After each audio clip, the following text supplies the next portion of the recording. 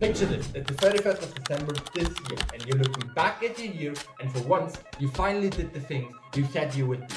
You stuck to your goals, you trained consistently, and you finally became someone. You respected yourself. So what did you do differently than from last year? Here's exactly my framework to make this year the best year of your life. So first things first, you need to set the direction. A quote I like to use is, first it needs to exist in your mind so that you can build it into reality. Then think about what 3 goals moves you the closest and the furthest forward towards that vision. And then write it down smartly. What do I mean by smart? SMART stands for specific, measurable, attainable, realistic, and time bound. So don't just say, I want to travel the world, because that's not measurable, that's not time bound, that's basically nothing, not even specific. Then the next thing is, what I like to do is write down anti-goals. Now you may ask, what are anti-goals? Anti-goals are things that you don't want to do to achieve your goal. So, for example, if you want to have a nice looking body and grow your biceps by, for example, 5 centimeters, maybe you don't want to take steroids. Maybe you don't want to say, I won't eat candy anymore. Maybe you don't want to be on a huge diet. It's up to you. Okay, and the last thing I do is then list out all the things that will hinder me from reaching those goals or for reaching each goal. Then the next thing is absolutely crucial, and it is your purpose, your why. Why do you want to achieve it so bad? Why does it matter to you? Why do you need to have it in the future? Why should you have it? Why should you not quit? What is the reason behind it all? Where is the point where you say, this is it. This is why I am doing it and why I am committing myself to it. Because if you just set the goal, like we just discussed, then guess what happens? Someday you will quit. Someday you won't feel like it. Someday you will just say, I will give up completely. And a purpose keeps you going. So ask yourself, why do you want to achieve it so bad? What is the reason? What is the purpose behind it? And be specific about it. Be unique and really, really tap deep into that. Then the next thing is create daily systems, because motivation gets you started.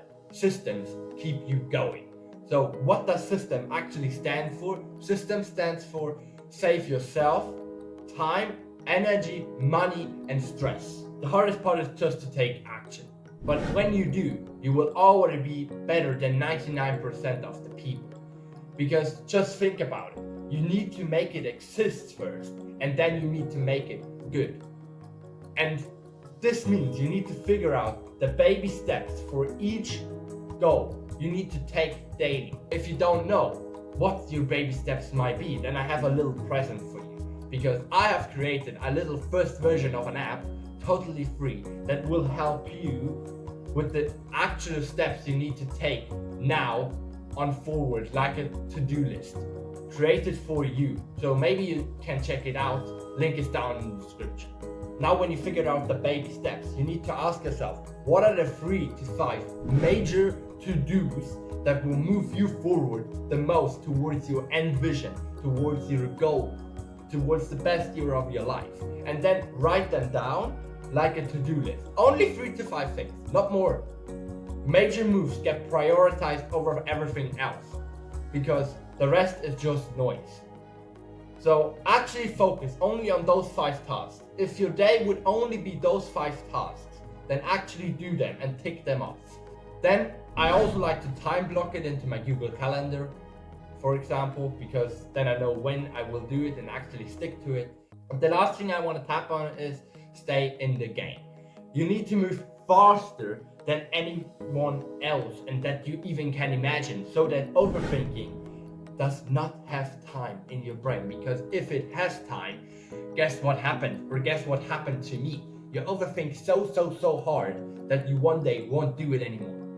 That you one day will just freeze and do nothing and say, oh, shit. Then you need to actually track it. Like, how much did you do today? Because your brain lies to you. and things you did more than you actually did. And some days you will even have excuses hindering you from actually doing the tasks you wanted to do, for example. Track it. Everything gets tracked. And also set reminders for yourself. Make it harder for you to not do the tasks than to do the task. For example, if you want to read 10 pages today or tomorrow, then actually put the book right in front of your door, where when you will open it, that it will fall over, for example, and that you need to pick it up anyways, and that you will think, oh yeah, now I need to pick it up anyways, why not just read 10 pages? It's a reminder, kind of. Put it into your way. Put it somewhere where you will basically stumble over. Really, really last thing I want to tap on is just don't quit. Because if you quit, you will lose automatically.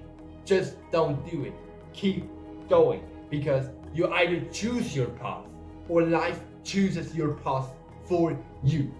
And I promise you, when you let life choose the path for you, it won't be as dreamy and as cool and as alive as your life could have been if you just picked your own path.